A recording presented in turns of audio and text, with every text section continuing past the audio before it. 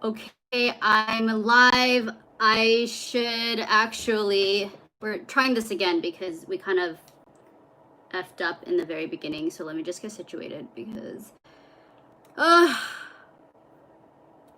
it was not facing right. And so that's what we're gonna have to... This is what we're working with. Oh my god. What a disaster. How is everyone doing? X. I'm gonna try this again.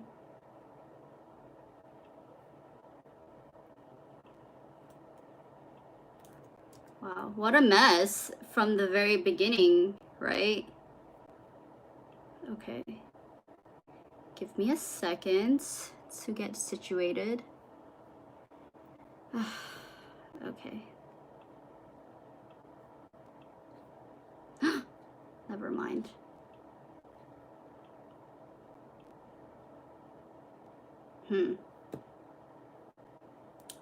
Let me just try this one more time, shall we? Okay, let me just delete this.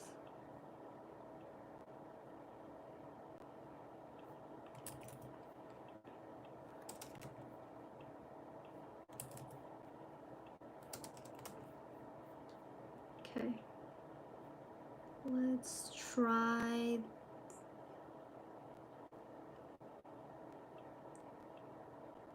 Delete.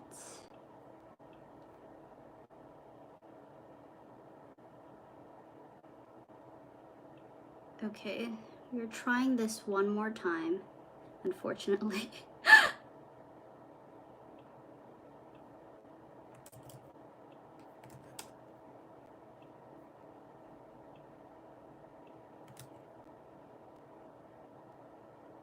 How sucky when that happens. Discard.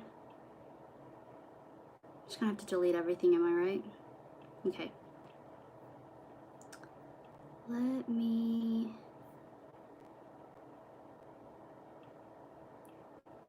delete.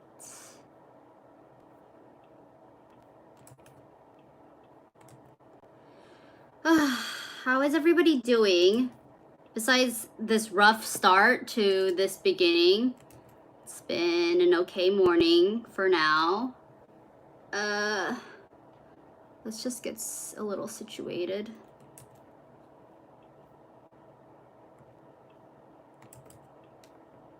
I hope there's a way to edit this live post, because that would be great. Okay.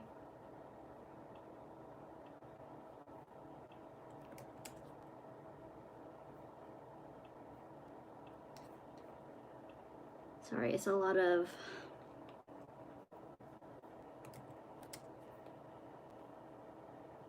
If you can hear me, give me a thumbs up.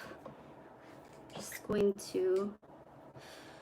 How is the quality? Is the quality okay? Is it not okay? Obviously, it could probably be better, right?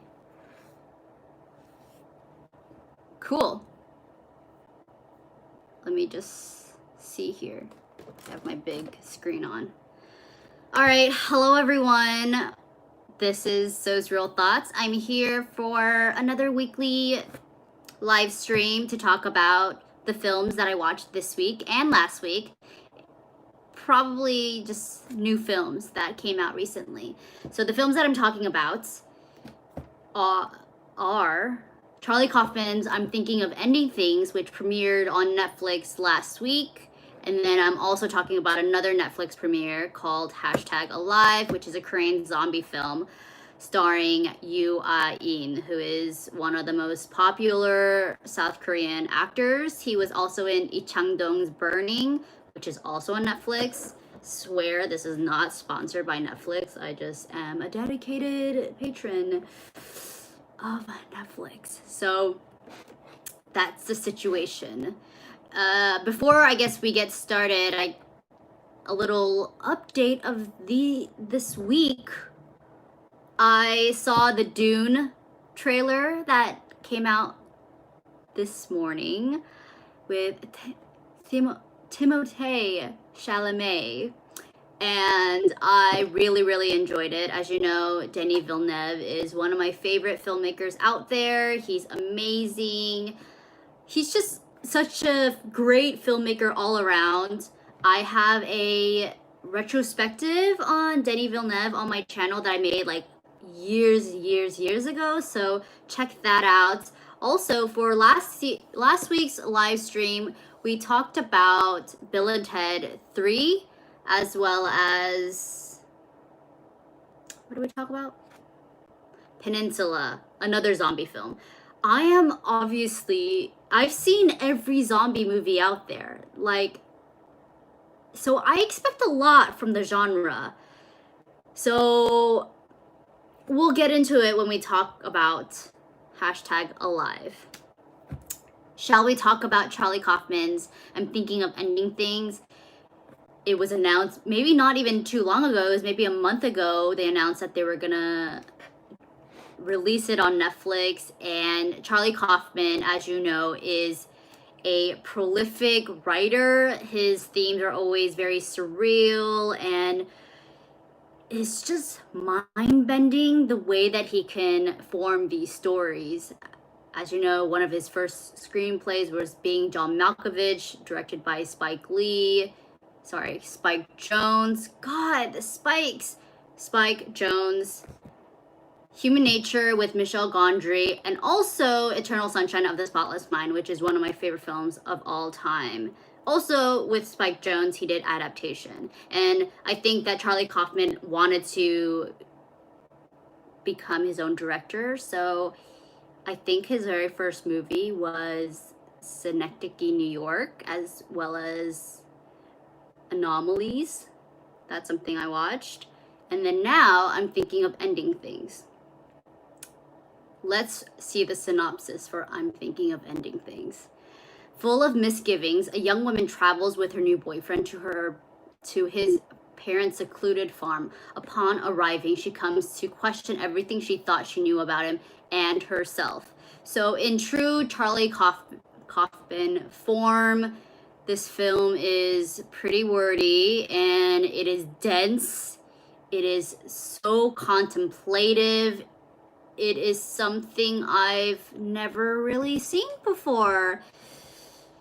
So I always like that. Simply, it felt like being in a very long, drawn out dream that you can't escape, and that constantly morphs and tests, like even transcends time. I think that's a lot of the reason why people love Charlie Kaufman's work. And because it just came out and I don't know how many people actually watched it, I will try not to spoil anything. Needless to say, it's very contemplative. It's ever changing. It really challenges you as a viewer, especially because it does switch the protagonist and who is telling the narrative, and it just evolves into something so much greater and deeper that we can't even fathom the first viewing. It definitely needs several viewings after that. I will say that it is probably one of the best films of this year just because of how thoughtful it is, and I'm anticipating some screenwriting awards come Oscar season, award season. Yeah, if there is one Charlie Kaufman movie that I adore the most, you know, I don't know. I really do love The Eternal Sunshine of the Spotless Mind. It's something that with Michel Gondry was fully realized, and so much more than we could ever imagine our imaginations to be. And it explored so many things that really is so true to life, especially when it comes to loss, memory, even time. Themes always dealing with time, always something that I very much relate to. And I can tell that Charlie Kaufman, even though it seems like he's so depressed, I think he comes from such a raw place that I admire his just being, right? His writings, they're so honest, and he's just really something else. It's awesome because so the cast, Jesse Plemons, who apparently has been in the last 5 best pictures in the last 5 years. So he's like, he has a child with my all-time favorite girl, Kristen Dunst. Jessie Buckley, it plays the young woman who I've never seen her before, but she is just, they're both so good in this. Everybody in this film is so good. Of course, Toni Collette. I cannot even wrap my head around the bad talent that is Toni Collette. Pretty sure she will get a nom for this, even though she should have gotten one for Hereditary. David Thewlis plays the father. He is best known as the professor in Harry Potter to me. I just think he's just so fantastic. What was he? Remus Lupin. Yes, he was Lupin. This is like, I have to watch more of his films because he's such a thespian and he's just all around great. And there's this old janitor played by Guy Boyd. So their cast is phenomenal and all the acting is incredible. Like, I have to watch it again. It's truly something else. So I really enjoyed it. I think it's a long film, and I don't know if it will be a lot of people's cup of tea, but I think that what people want when watching films is they want to have an experience, and this is definitely an experience to be had. Of course, there's a lot of long conversations and a lot of dialogue that takes place inside cars, which may not be for everybody, but enjoyed it. Yeah. Let's do a check. If people can hear me, give me a thumbs up. Thank you. So I know it's working all right. So, all right. Beyond that, another Netflix movie is, I'm gonna call it #alive. In Korean, it's literally the direct translation, 살리다. And the director is Il Choi. It stars Yoo Ah-in, who was, like I said, in Lee Chang-dong's Burning. This is, how do I say? I guess let's just get into it. It dropped on Netflix yesterday. I was anticipating it, so I was like, let's watch it. So it's a zombie film. The rapid spread of an unknown infection has left an entire city in an ungovernable chaos.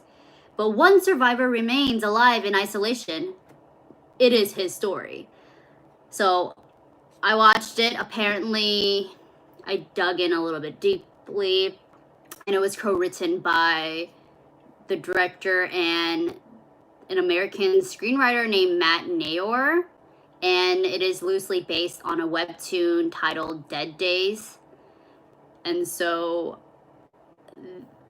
both the director and the screenwriter, it doesn't seem like they've done too many things. So I honestly don't even know how they got Yoo Ah-in to play their lead, but they did.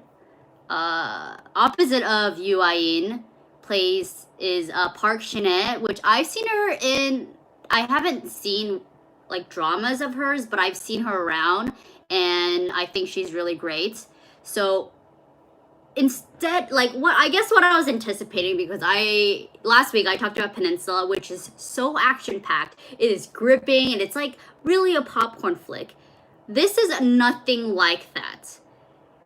And I probably should have managed my expectations. Alive is more of a human drama story that is a little bit more intimate and contained. It's really a story about isolation, connection, and what it means to just be human. And I think during this time of quarantine, when you watch it, you can relate so much with the character, given that we're all really stuck at home. How can we go out when there's this infectious disease?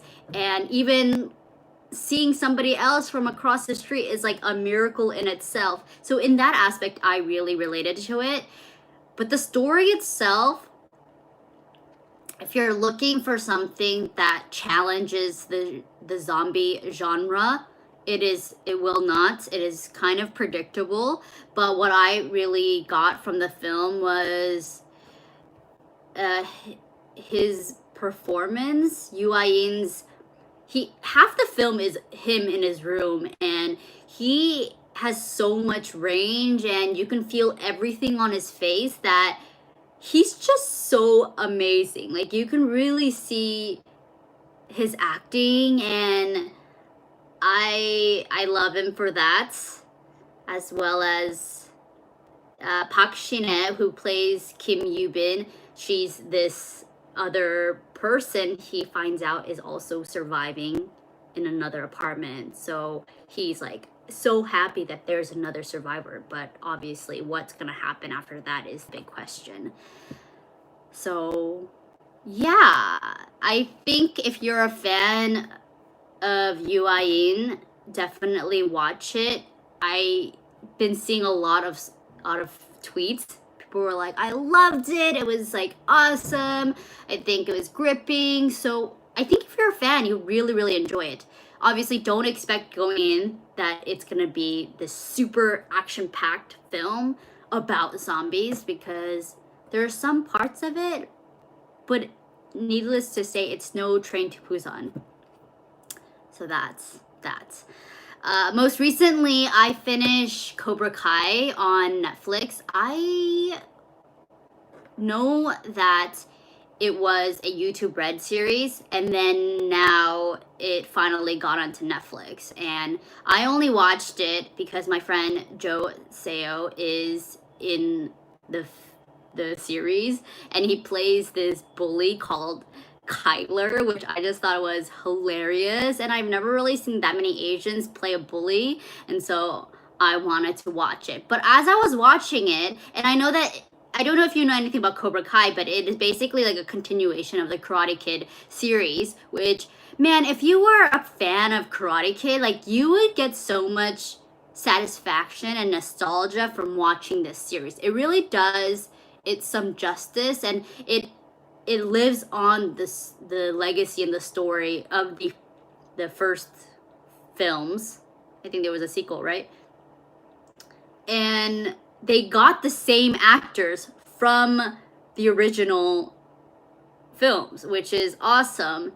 And I just really, really just liked it as a story, especially because these people grow up to be mid-aged dads, and it also talks about their kids, and that they're a little bit older, so it also deals with more adult themes, which is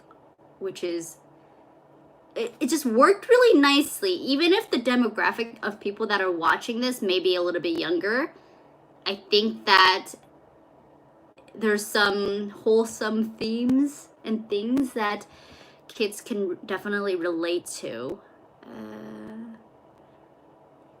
I got a comment. Quite a few zombie movies have been released recently. Netflix is also releasing Zack Snyder's Army of the Dead next year. There are so many zombie films, and as a huge, huge fan of the genre, and I feel like I've watched a lot of them, I always want the story to level up. Like, let's see a different way that they're gonna get resolved besides getting rescued, or maybe there's some mutation, or things like that. That's the one thing I really liked about Train to Busan that reinvented and added to the genre, is the fact that they were able to turn so quickly. That was probably the most awesome part. But beyond that, I haven't seen a zombie film as of lately that really like levels up the genre, if you know what I'm saying. So a little disappointed in that aspect, but still very, very enjoyable. And I wonder if we're just tired of the zombie genre. Like, when will it end? I don't know. I don't know if it will end. But hopefully people can add in new things here and there, and it'll be good. Yeah. But back to Cobra Kai. I really enjoyed it. I almost want to I watched it for my friend Joe, who was in the series as Kyler, but I almost want to see the second season, which probably should be on YouTube Red. I'm hoping it somehow appears on Netflix again. I don't know, but I really enjoyed it. There was a lot of good lessons, especially on part of the parents and the children and things like that, and they left it on a big cliffhanger for season 1, so I am quite excited. Beyond that, you guys check out the trailer for, is it Brandon Cronenberg's The Possessor? It looks insane. I think I said this last week, because I think it actually did come out last week, how it kind of reminded me of a little bit about you know, Inception. Like, it was kind of Inception like, but I'm excited because I'm sure it's nothing like Inception. It's probably gonna provide a little bit more. It's just gonna be slightly different. So is there anything you guys watch as of lately that is worth recommending? I don't know about the films that are coming out this week that I'm going to watch. There's so many things, but I am excited. I've been trying to keep a list of the films that are rolling out, and I don't know what is going to come out next week, so I don't know if I can even suggest anything and tell you that for next week I'm going to talk about certain films. But as of right now, I'm sure there's some list on Netflix about the upcoming series and things like that. So, yes. Anyways, is this the end of my talk? I pretty much talked about all the films that I did want to talk about. We went over Charlie Kaufman's I'm Thinking of Ending Things. And might I add, when she said I'm thinking of ending things, I literally thought she was like contemplating ending her life and not the relationship. But maybe, I don't know. Overall, that and the Korean zombie film called #Alive, which is on Netflix now. And I watched Cobra Kai. So 3 Netflix series and films that are on Netflix now. Pretty much a lot of things. I know that I was going to talk a little bit about Mulan, but I know that it's so loaded right now, especially because the lead actress and Donnie Yen are big supporters of the Hong Kong police, and all the protesters are telling us to boycott Mulan. And there's just so many politics behind this film, and I am all for the Hong Kong protesters. Like, they've been fighting for so long, and I can understand both sides. I'm sure the lead actress, she's from China, she's not going to go against her country, and yet there's a lot of that, a lot of the film being made, everybody who made Mulan are not Asian, even though everybody in the cast is Asian. And in that process, I'm sure things can get a little bit little wonky. Just a Disney cash grab. Those remakes contain no soul, just studio produced garbage. I know Disney was on a rampage to remake and turn all their canon films to live action.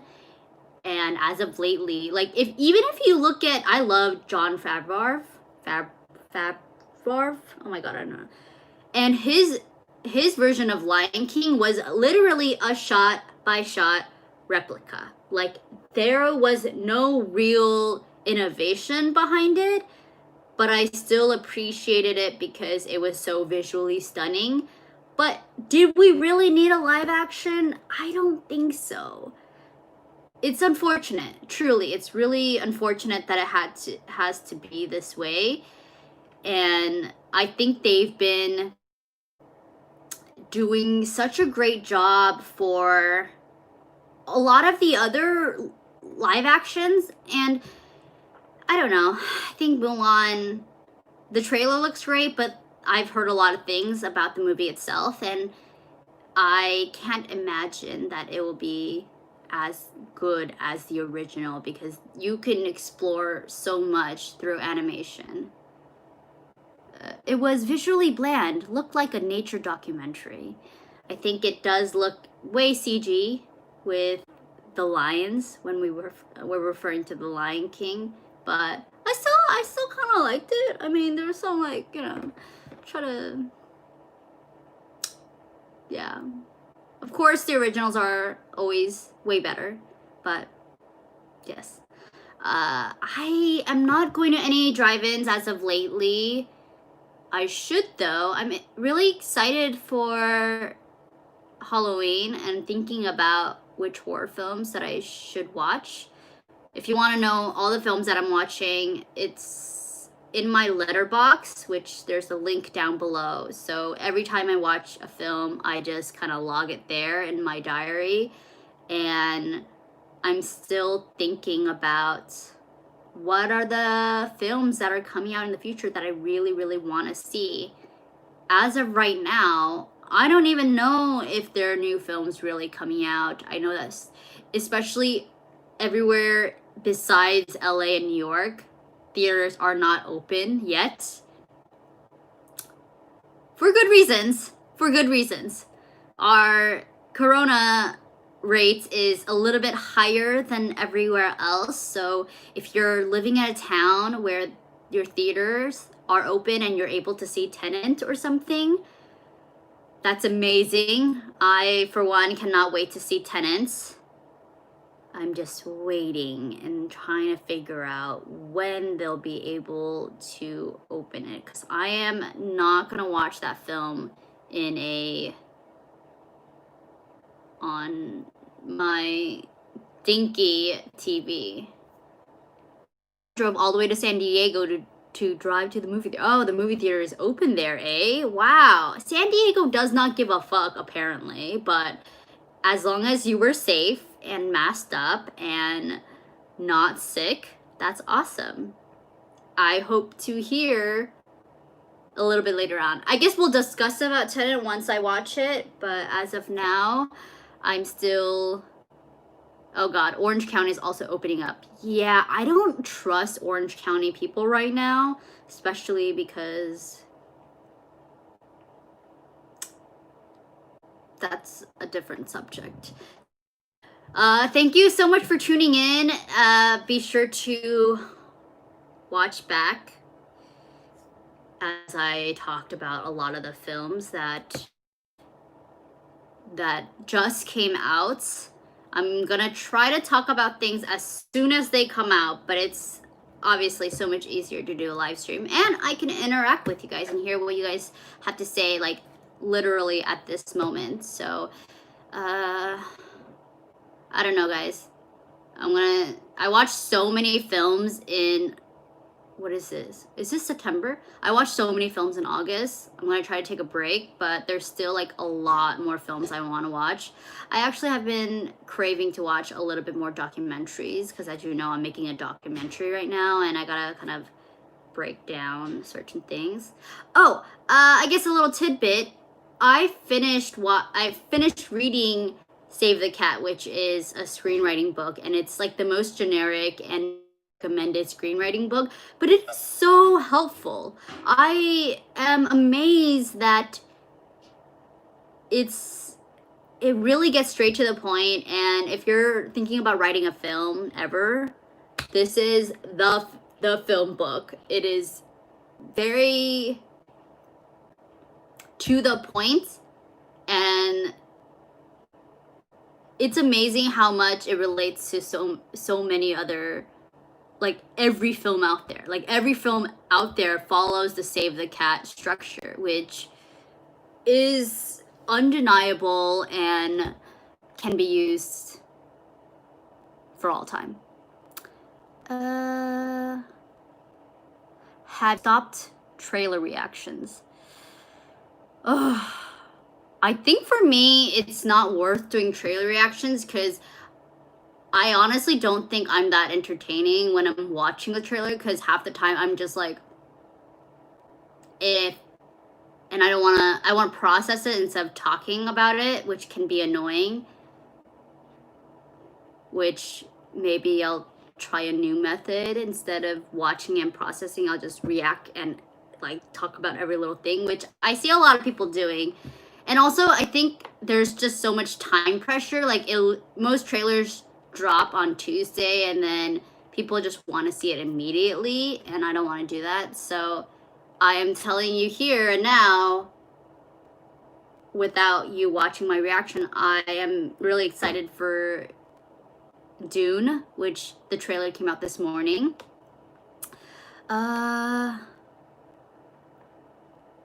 Thank you. Still cool to hear your thoughts after. Yes, I might. There are some trailers I'm really excited about, and if maybe Dune. Like, I already watched it, but if there's some other trailers coming out in the future that I feel like I can kind of shell it out quickly, and I think it's just the pressure of timing. Like, you have to do it that day or things like that, and trailer reactions always get copyrighted, and so sometimes they get blocked, which sucks if I edit them, and it's just a lot of work. So tune into my reactions on my Instagram. I'm on Twitter. I'm on Facebook at So's Real Thoughts. Ping Pong Kimchi said, I have that book too. I haven't read it yet. Highly, highly recommend. Read it. It is really enlightening. Like, now I have to break down every film that I watch and then figure out like the structure. And now I get the film writing lingo of Act 1, Act 2, Act 3, and all these little things that I should have learned a long time ago if I want to be continuing to write films. But yes. Anyways, thank you guys so much. Sorry for the malfunction in the very beginning. I do not like things malfunction, by the way, and then I have to start alive all over again. But this turned out great. I love talking about these films. Go watch them. Let me know what you thought about them. Any other films that you would like to recommend? Just put it in the, not in the chat, but in the comments down below, so I can keep track of them that way. Because I think this chat reappears, but it's just probably better to do it in the comments. Anyways, guys, if there's anything else, let me know. Other than that, I will see you on social media. That's where I'll be. And, okay. Thank you for this. I may see you next week if anything good comes out this week that is worth talking about. But other than that, I hope you have a good day. Stay safe and hydrate. It is very hot out there. San Francisco right now looks like a scene out of Blade Runner 2049, which makes me want to watch that movie over again, which makes me like think I should own that, because also directed by Denis Villeneuve, right? Anyways, going off tangent. All right. Bye, you guys. Love ya. Stay safe.